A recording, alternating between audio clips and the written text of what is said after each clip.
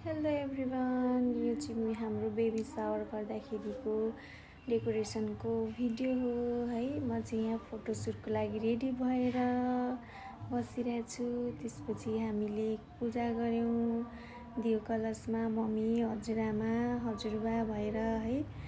त्यसपछि हामीले क्यान्डल बालिरहेछौँ खुसीका साथ है, नयाँ मान्छेलाई स्वागत गर्नलाई। म चाहिँ अलिक पर लग्नुहोस् न भन्दै थिएँ, त्यो क्यान्डल छेउमा थियो नि त, अनि बोलिरहेको छु है। त्यसपछि हामीले क्यान्डल बाल्यौँ नयाँ मान्छेलाई खुसी खुसी स्वागत गर्नलाई। रमाइलो भइरहेको थियो, सबैजना आउनुभएको थियो फ्यामिलीसँग। यसरी मनाउन पाउँदा खुसी लागिरहेको थियो नि त। अनि म चाहिँ पुरै हाँसिरहेको छु कि पुरै म एक्साइटेड भइरहेको थिएँ नि त।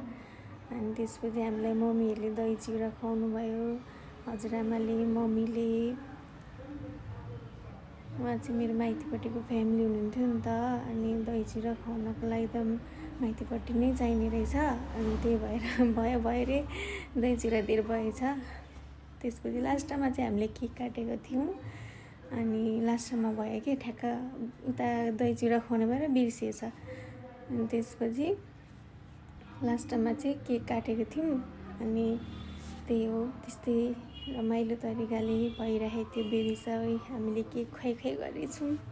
त्यसपछि यो हाम्रो फ्यामिली फोटोहरू यसो क्लिक गरेको थियौँ नि त। अनि फ्यामिलीसँग फोटो सुट गरेर रमाइलो तरिकाले बेबी सावर इन्जोय गऱ्यौँ हामीले। Thank you.